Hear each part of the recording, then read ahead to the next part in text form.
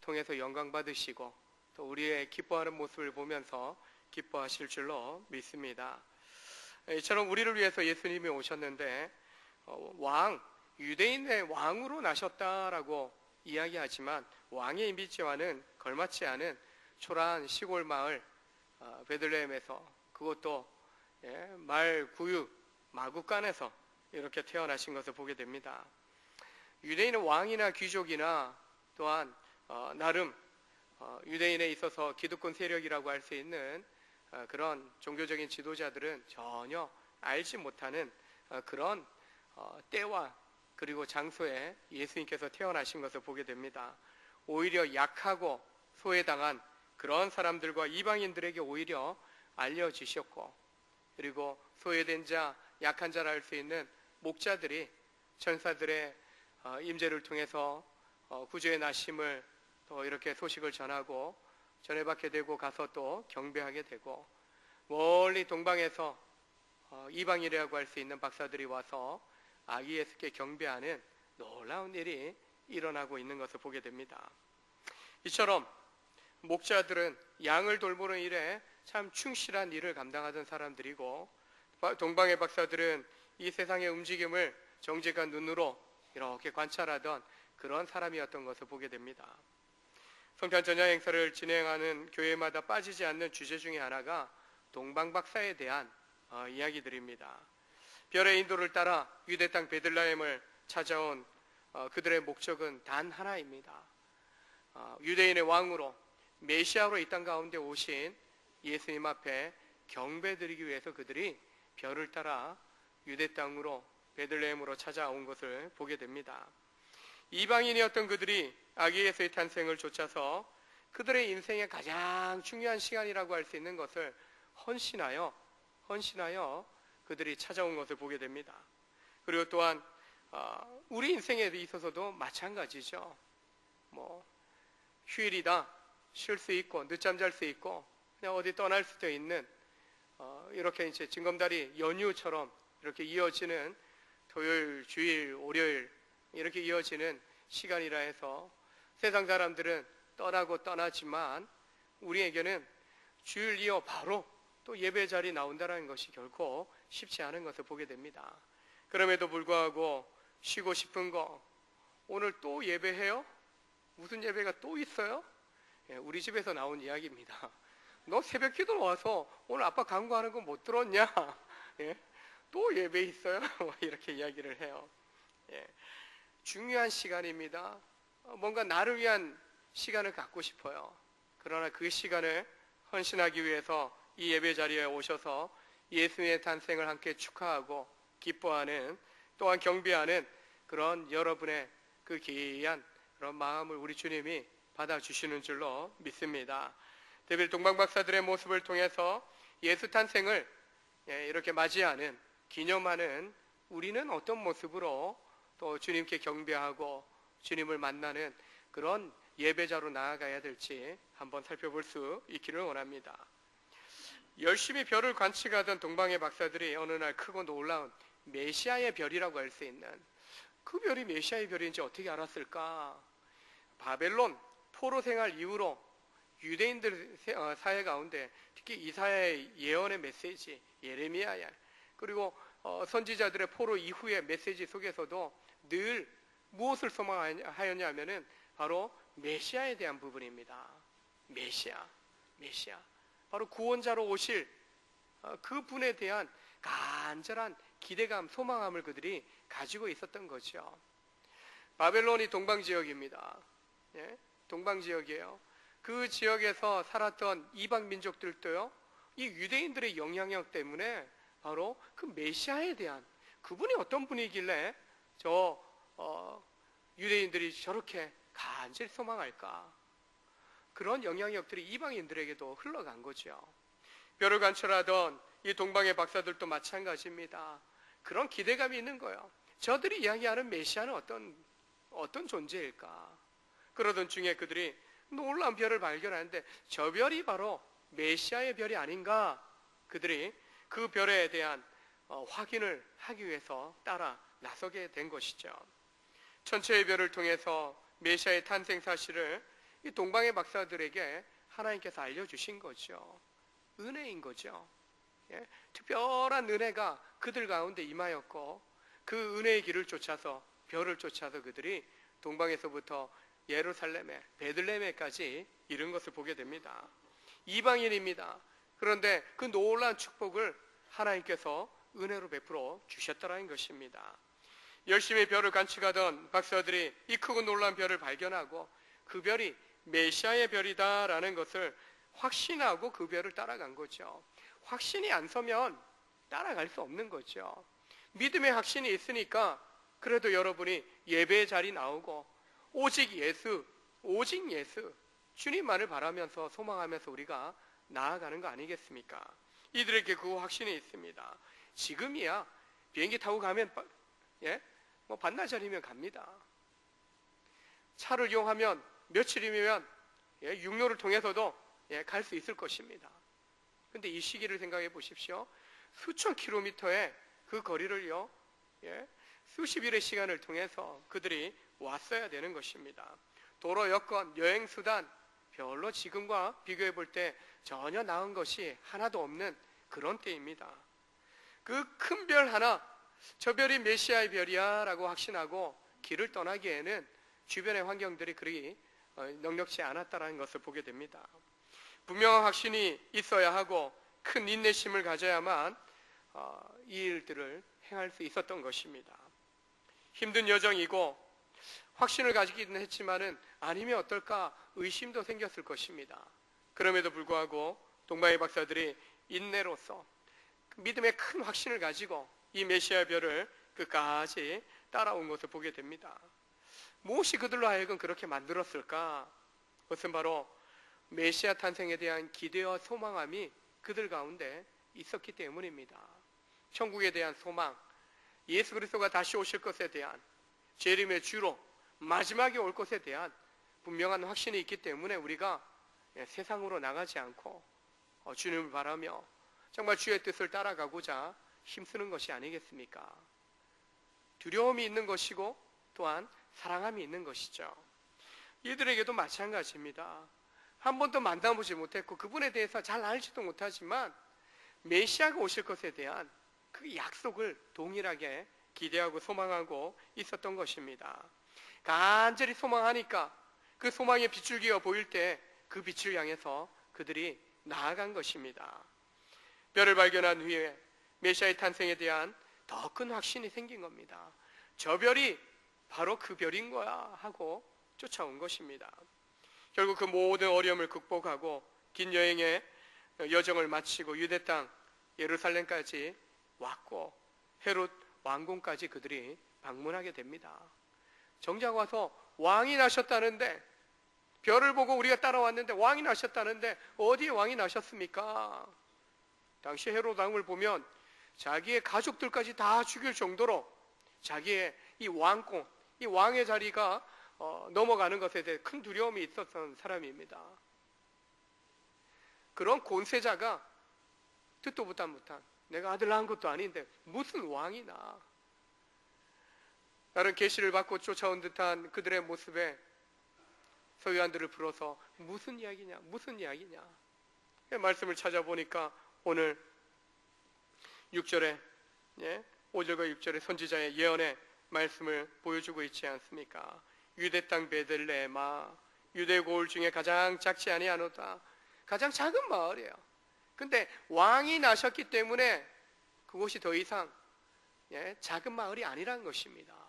왕의 탄생지가 되는 것이죠. 대통령만 한번 하더라도 어떻습니까? 그 태어난 곳이 귀한 곳이 되고 관광지로 바뀌어지지 않습니까? 에어포스 원이라는 영화를, 미국 영화를 보면은 화려해요.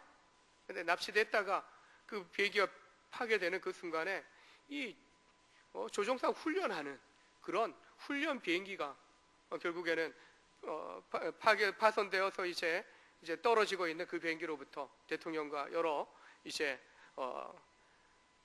위정자들을 구출하게 되어지는데, 그 가운데 그 훈련 비행기가 대통령이 탑승하는 그 순간에, 구출되는 순간에 지금부터 이 비행기가 에어포스 원입니다. 대통령 전용기가 되어지는 그런 놀라운 변화를 맞춥니다. 허름해요. 근데 누가 있느냐에 따라서 그 존재 가치가 달라지는 것이죠. 이 말씀이 그 말씀입니다.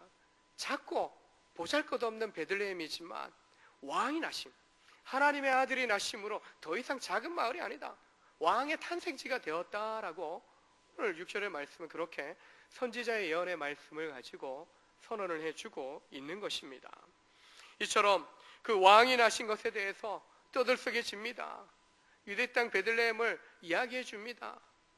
뭔가 정말 갈급한 사람이 있었다면, 기대하고 소망했다면 서기관이나 바리새인들이나 유대인들, 종교 지도자들은 따라 나서기보다 먼저 쫓아갔어야 될 것입니다.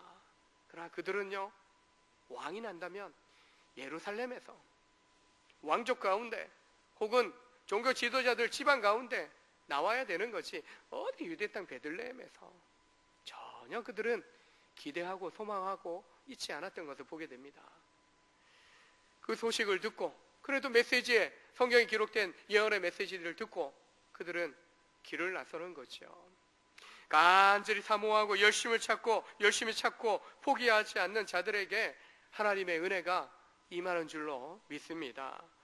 구하고 찾고 두드리라. 구하는 자가 얻게 되고 찾는 자가 찾아내게 되고 두드리는 자에게 열릴 것이라. 우리 주님 산상수훈에서 말씀해 주셨습니다. 너희는 여호와를 찾을 만한 때, 만날 만한 때에 찾으라. 가까이 계실 때에 그를 부르라. 때가 있다라는 것입니다. 때가 있습니다. 여러분과 저는 그 때를 잘 잡은 거죠. 하나님 나에게 찾아왔을 때 제대로 만난 거 아닙니까? 붙잡은 거 아닙니까? 이 붙잡은 거, 붙잡힌 거 영원히 가야 할 줄로 믿습니다. 이 길을 가는 거 그러나 결코 쉽지 않아요. 존 버년이 기록한 쓴 철로역정이라는 책을 한 번쯤 읽어보신 분들이 계실 거고, 그 이야기 속에 보면 한 그리스도인이 믿음의 여정을 가는 동안에 겪는 숱한 고난과 어려움, 시험들을 이야기합니다. 실제로 우리의 믿음의 삶에 대한 하나의 드라마틱하게 글로써 그가 감옥에서 쓴 책인 것입니다. 주님을 향해서, 천국을 향해서 나아가는 우리의 여정이 결코 쉽지 않다는 것입니다. 시작부터 큰 결단이 필요한 거예요. 처음 교회에 등록하고 혹은 예수 믿기로 결단하고 주님 앞에 나왔을 때, 그리고 여러분 세례 받을 때 문답 교육받고 문답하고 통과해서 세례, 목사님으로부터 세례 받고 너무나 쉽게 이루어진 걸로 생각하십니까? 그러나 여러분 하나님 앞에, 성도들 앞에, 공동체 앞에서 나의 신앙을 고백할 때 그 신앙 고백은요 엄청난 겁니다. 내 눈에 콩깍지가 씌어서 나도 모르게 아멘 예 했지 그렇게 생각하는 분 계십니까? 물론 믿음의 고백이라는 것이 내 뜻대로 되어지는 것이 아닙니다. 성령의 은혜가 임하고 또한 하나님의 은혜가 임해야만 우리의 신앙 또한 고백할 수 있는 것입니다. 이처럼 세례받기 전에 여러분 고민하시는 분들도 계셔요. 그래서 때로는 세례받기를 주저하시는 분들이 계셔요. 아니요, 아직은 제 마음의 중심에 확신이 서지 않는다고. 그러면 목회자들은 대부분 세례받을 때 확신 주실 겁니다. 받으셔요. 교육받고 또한 문답에 임하고 또한 공동체 앞에서 신앙을 고백해 보셔요. 그런데요, 어르신인데도요 주저 하시는, 자기의 합리적인 이성, 이 생각이 너무나도 강하기 때문에 주저하시는 분을 예전에 제가 본 적이 있습니다. 더 이상 내 마음대로 살지 않겠다는 고백입니다. 내가 그리스도와 함께 십자가에 못 박혀 죽었나니 이제는 내 마음대로 살지 않고 오직 하나님의 아들 예수 그리스도를 믿는 믿음으로 살겠노라고 하는 그 고백의 신앙이 이 세례 가운데 있는 것입니다. 믿음의 시작, 믿음의 인생 여정을 시작하는 그 시작이 나 죽었고 더 이상 죽은 내가 내 마음대로 살지 않겠습니다. 나를 영원한 생명의 길로 인도하신 주님 뜻대로 살겠습니다. 그 고백이 세례받을 때 우리의 신앙 고백인 것입니다. 저도 기억해보면요, 세례받을 때 고등학교 1학년 때 세례받을 때 기억해보면 내가 지금 이 타이밍에 예라고 해야 되나? 목사님의 이 질문이 이해가 안 됐어요. 교회 다닌 지 1년밖에 안 됐는데 1년하고 한 뭐 한 2개월 정도밖에 안 됐는데 뭘 알겠습니까? 예? 뭘 알겠습니까? 근데 중요한 건요, 세례 받고 그의 여름방학인가 수요 예배인가 찬양 예배에 왔다가 말씀 듣다가 맨 앞자리에서 전 늘 목사님 설교 필기했거든요. 듣다가 야, 이게 진리다. 내적인 확신이 세례 받고 나서 났어요. 그런 확신 가지고 제가 세례 받은 게 아니라 세례 받고 나서 그런 믿음이 제 안에 들어온 겁니다. 그때 이후로 더 삶이 달라지는 겁니다. 처음 신앙을 시작하는 것부터 믿음의 인생의 여정을 지금까지 10년, 20년, 30년, 40년, 50년, 60년, 70년 이렇게 달려오는 동안에 우리 돌아보면 어떻습니까? 숱한 유혹들이 있어요. 미혹이 있어요. 또 고난이 있어요. 지금도 마찬가지예요. 질병 때문에, 물질 때문에, 또한 뭐 사람 관계 문제 때문에 여러 가지 염려, 근심, 걱정들이 우리를 짓누르고 있지 않습니까? 믿음의 선배들은 성경에서는 당연하다라고 이야기합니다. 당연하다. 예수 믿는다라고 복 받는 것이 아무런 인생의 문제가 다 사라지는 것은 아니다. 오히려 더 심해질 수 있다. 복음서를 읽어보면, 서신서를 읽어보면 사도들의 이야기는, 제자들의 이야기는 도망다니는 삶입니다. 복음 전하다가 감옥 갇히는 삶입니다. 교회 안에 갈등이 있습니다. 다툼이 있어요. 그것 좀 주의 사랑으로 해결하라고. 구원받은 죄인들이 모인 곳이 교회라고 여전히 그 죄악된 연약한 모습들을 탈피하지 못하는 그런 모습들이 있음을 이미 성경이 보여줍니다. 그럼에도 불구하고 믿음의 또한 사도들을 통하여서 변화되도록, 권면하고 또한 새로워지도록 계속적으로 말씀으로 역사해 주시는 것을 보게 됩니다. 이처럼 우리는 주님 뜻대로 반응하고 해결해 가야 되기 때문에 때로는 지치고 힘들고 고난도 있지만 그 모든 순간을 인내함으로 동방 박사들이 수천 킬로미터의 그런 여정을 와서 메시아를 경배하기 위하여 인내함으로 오직 믿음의 확신을 가지고 나왔던 것처럼 우리도 천국을 향해서 가는 이 여정 가운데 세상으로부터 받는 어떤 압박이 있고 내 안에 생겨나는 그 어떤 의심의 문제가 있다 할지라도 인내함으로 온전한 믿음의 확신을 가지고 나아가는 것이 우리 주님이 기뻐하시는 뜻인 줄로 믿으시길 주의 이름으로 축원합니다. 오직 믿음으로 약속받았지만 날마다 구원의 삶을 이뤄가야 한다라고 말씀합니다. 한번 연초에 믿고 연말에 한번 다시 확인 도장 받는 거, 그게 아닌 것이죠. 세상 우상 숭배하는 사람처럼 우리가 하나님을 섬겨서는 결코 안 되는 거죠. 유대인들이, 이스라엘 백성들이 버림받은, 심판받은 가장 큰 이유가 거기에 있는 겁니다. 하나님의 하나님 되심을 인정치 아니하고 하나님 어떤 분이신지 제대로 믿지 아니하고 그들이 우상처럼 하나님을 대접한 거예요. 우상처럼. 사람이 만들어 놓은 이방인들의 그 우상처럼 하나님을 대우하다 보니까 하나님이 그들의 죄악에 대해서 참으시다가 결국에는 뱉어버리시는 거죠. 징계해버리신 것이죠.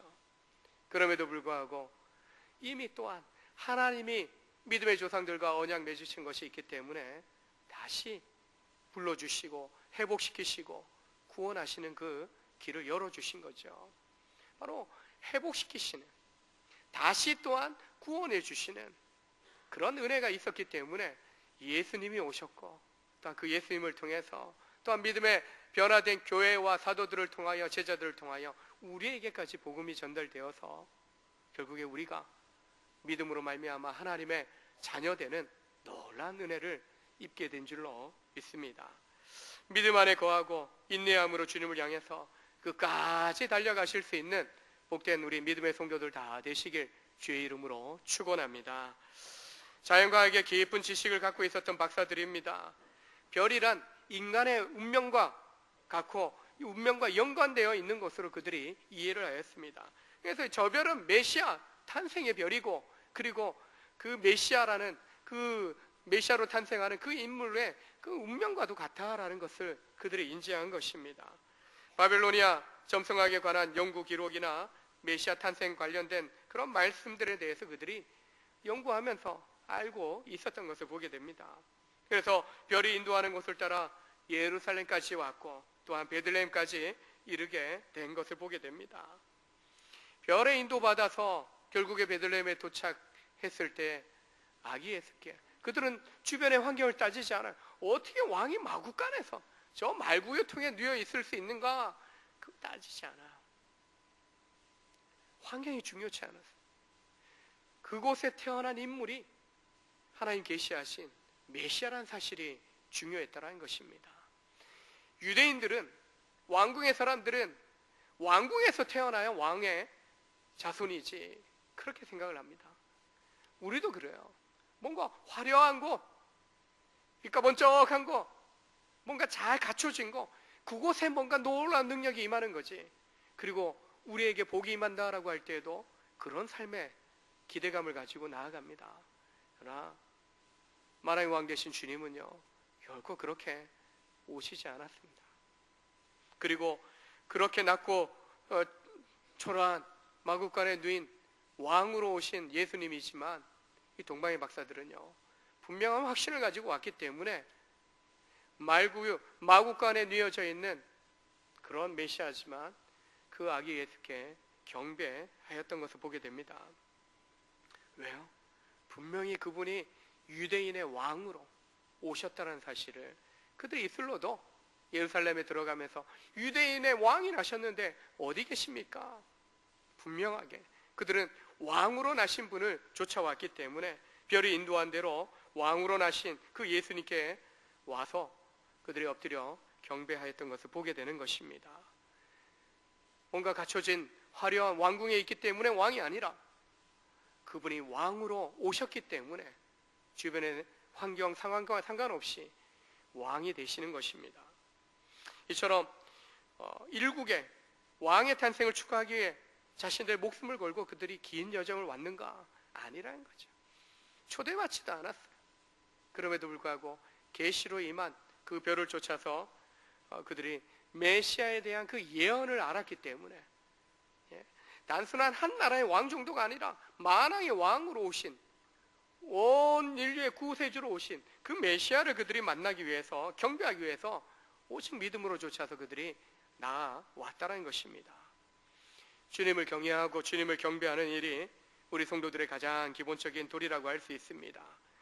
그것은 주님을 인정하고 믿고 의지하고 또 순종하는 거로 이어지는 출발점이 되는 것입니다. 시편 95편에 보면 오라 우리가 굽혀 경배하며 우리를 지으신 여호와 앞에 무릎을 꿇자. 빌보서 2장에서도 동일합니다. 하나님이 그를 지극히 높여 모든 이름 위에 뛰어난 이름을 주사 하늘에 있는 자들과 땅에 있는 자들과 땅 아래에 있는 자들로 모든 무릎을 예수의 이름에 꿇게 하시고 모든 입으로 예수 그리스도를 주라 시인하여 하나님 아버지께 영광을 돌리게 하셨느니라. 하나님 앞에, 예수님 앞에 모두 나와서 무릎을 꿇어야 하는 것입니다.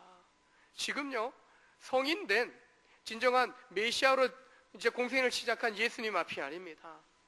그냥 탄생한 아기, 갓난 아기 상태에 있는 그 아기에게 지금 동방의 박사들이 경배하고 있는 것입니다. 아기라고 무시되어야 할 대상이 아니라는 겁니다. 그분이 우리의 경배를 받으실 분임을 지금 이야기하는 거예요. 유대인들에게 주어지는 이 복음으로 기록된 이 마태복음은 바로 유대인들이 이해할 수 있는 그런 예언의 성취의 말씀들로 이루어지면서 이방인들에게 임한 하나님의 계시, 그리고 이미 선지자를 통해서 주셨던 그 계시의 말씀들이 어떻게 이루어졌는지, 성취되었는가를 보여주고 있는 것입니다. 무엇보다도 왕으로 오신, 유대인의 왕으로 오신 예수 그리스도에 대해서 마태는 지금 기록하고 있는 것입니다. 바로 예수님이 분명한 왕으로 오셨고 그분이 경배받으셔야 한다라고 이야기를 하고 있는 것입니다. 바로 별을 따라와서 다른 것 한 것이 아니에요. 뭐 한 자리 하려고 온 것도 아니에요. 그냥 예수께 꿇어 엎드린 것입니다. 경배한 것입니다.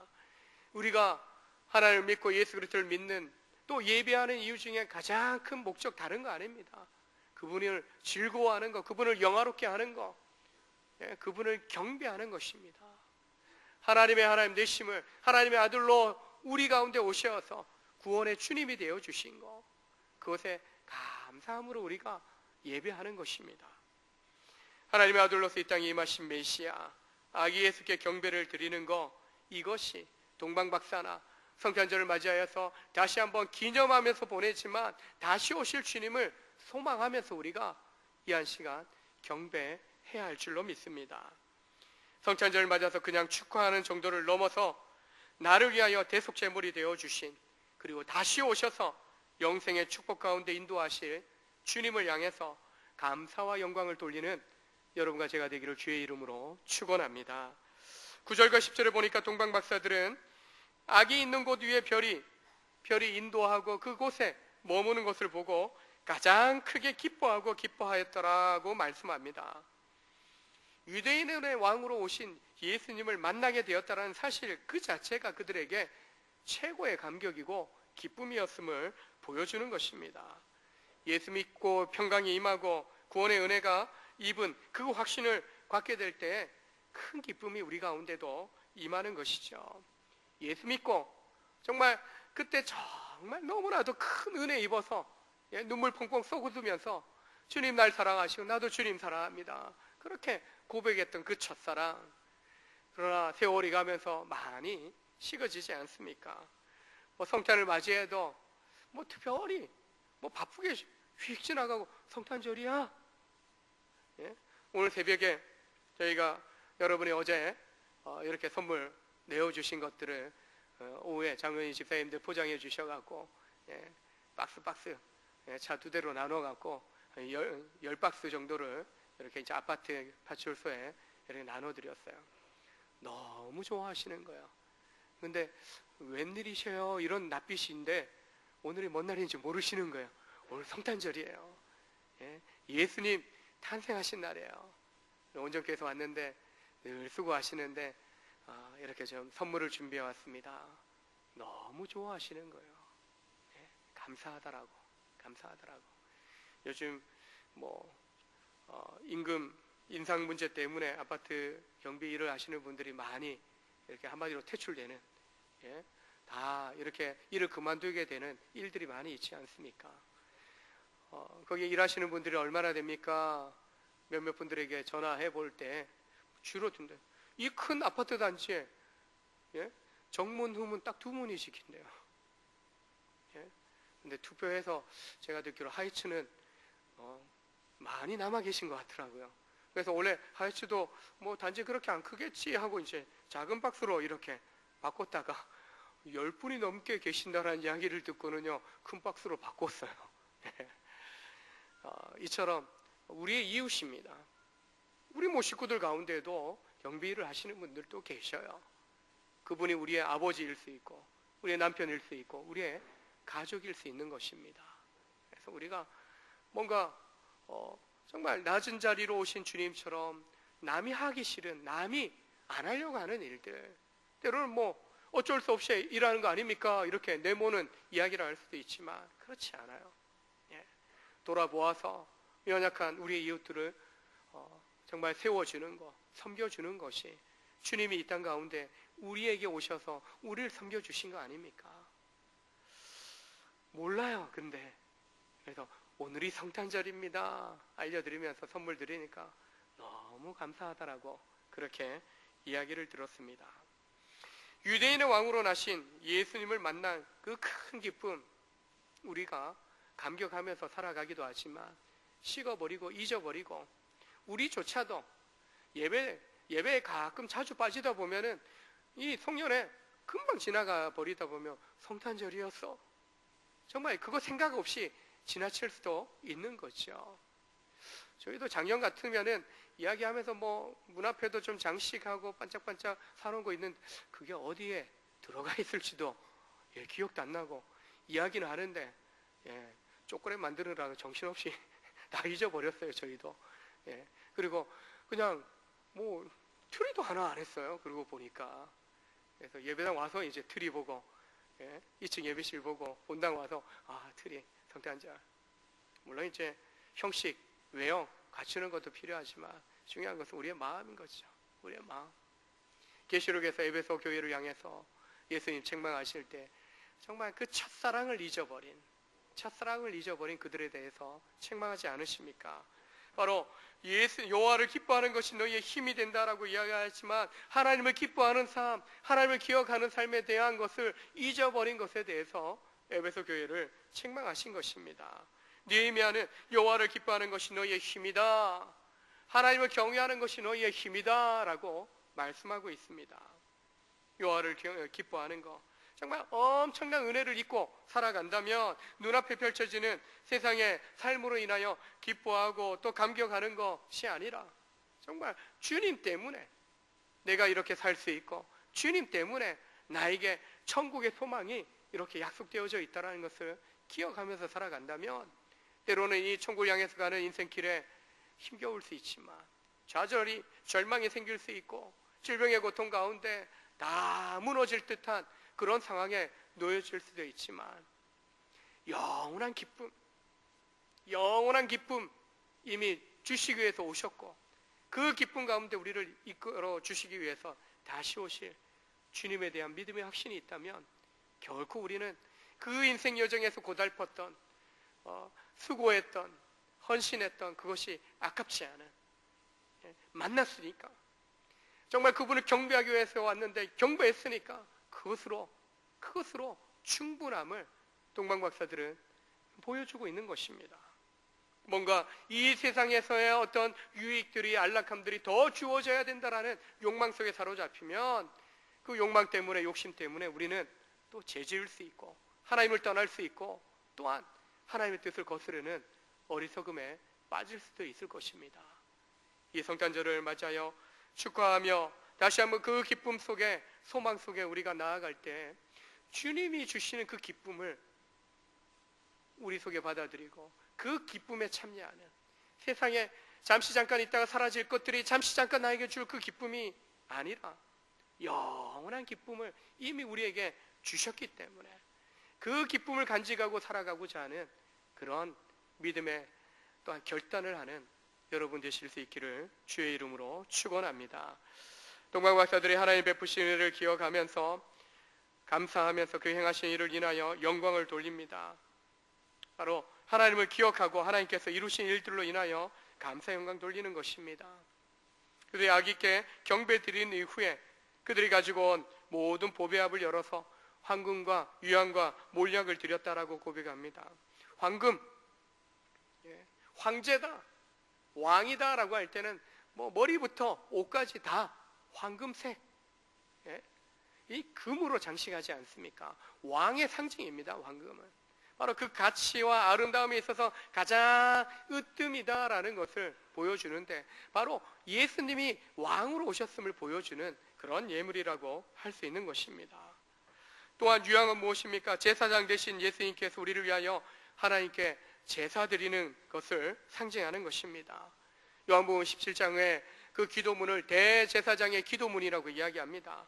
바로 대제사장이신 예수님께서, 구약의 제사장들은 짐승을 잡아서 대속의 제물 삼았지만 매번 반복해서 속죄의 제물을 드려야 됐지만 진정한 대제사장으로 오신 예수님은 자신이 제물 되어 주심으로, 그리고 죽었다가 살아나심으로 단번에 모든 죄를 사하시는 놀라운 은혜를 베풀어 주심으로 말미암아 우리로 하여금 더 이상 죄악 가운데 넘어지지 아니하도록, 죄악 가운데 죽지 아니하도록 영생의 길을 열어주시는 그 놀라운 제사장의 역할을 감당해 주시는 것입니다. 몰약은 부패를 방지하기 위해서 쓰는, 바로 시체에 바르거나 사형수들에게 마취제로 사용하던 그런 약품이었다고 합니다. 바로 이것은요, 고난과 대속의 죽음을 맞이하실 예수님의 모습을 상징하는 겁니다. 십자가의 고난을 상징하는 것입니다. 바로 이 세 가지 예물을 보면은 예수님의 왕으로서, 제사장으로서, 선지자로서 오신 그 예수님의 그런 사역, 예수님이 어떤 일을 위해서 이 땅 가운데 오셨는지를 보여주는, 지금 아기 예수께 지금 그 예물을 드리고 있는 거예요. 그리고 동방박사들은 예수님이 어떤 분이신가를 그 예물을 통해서 보여주고 있는 것입니다. 우리는 어떠합니까? 경배하러 오는 가운데 어떤 마음으로, 어떤 모습으로 나오셨습니까? 주님은 우리의 가장 귀한 믿음을 보시기를 원합니다. 정말 우리 마음에 간절한 주님을 향한 경외하는 마음, 사랑하는 마음, 정말 내가 하나님의 자녀 된 것에 대하여 기뻐하며 정말 날 사랑하여 주시고 날 구원하여 주신 것에 감사하고 감격할 수 있는 그런 믿음의 모습으로 나오는 우리를 보시기를 원하실 것입니다. 또한 하나님께서 동방박사들이 보배합을 열었던 것처럼 내 인생의 보배합, 우리는 여전히 뭔가 내가 쓰고 남은 것들이 아니라 정말 내 삶의 시간이, 물질이, 또한 내 삶의 모든 것들이, 내 인생이 정말 먼저 우선순위가 하나님을 향해 있는지, 하나님을 향해 있는지. 동방박사들은 열일 다 지쳐버리고 수천 킬로미터를 떠나오는 오직 메시아 만나고자 하는, 메시아를 경배하고자 하는 그런 열정을 가지고 나온 것을 보게 됩니다. 그들의 인생을, 그들의 물질을, 그들의 목숨까지도 헌신하여 그들이 나온 것을 보게 됩니다. 거룩한 산 제물, 산 제사로 드릴 것을 로마서 12장에서 바울은 권면합니다. 우리 자신이 삶 속에서나 또 공동체로 예배로 드릴 때에도 동일합니다. 우리 자신이 제물이 되는 그런 예배로 나아갈 때 하나님 기뻐하시는, 세상의 이방인들의 그런 미신적인 그런 제사와 다른 정말 사랑이 계신 하나님 앞에 드리는 산 예배로서 우리가 나아갈 수 있어야 한다는 것입니다. 베들레헴 마을관에서 탄생하신 아기 예수는 이스라엘이 오랫동안 기다려왔던 메시아이며 세상의 구주이십니다. 수많은 이스라엘 백성들이 갈망했고 성경을 연구했고 기다렸습니다. 그러나 정작 그 기쁨의 소식은요, 평범한 목자들에게 전달되었고 마땅히 경배드려야 될 그들 대신 오히려 동방에서 왔던 그 박사들이 아기 예수께 찾아와 경배드리고 예물을 바친 것을 보게 됩니다. 이스라엘 백성들은요, 하나님의 아들에 대한 이 세상의 준비가 전혀 안 되어 있는 초라한 그런 모습인 것을 보게 됩니다. 예언의 말씀을 받은 유대교의 많은 랍비와 제사장들도 알지 못했습니다. 알려고도 하지 않았던 것입니다. 이미 오셨지만 다시 오실 것에 대한 약속의 말씀들이 있습니다. 준비해야 됩니다. 준비한 자들이 만날 수 있고, 또한 준비하고 사모하고 간절히 열망하는 자들 가운데 하나님의 은혜가 동방박사들처럼 임하게 되는 것을 보게 되는 것입니다. 최고의 경배를, 그들이 드릴 수 있는 최고의 경배를 그들이 오늘 드리고 있는 것입니다. 사람들이 기대한 대로 와주시는 분이 아닙니다.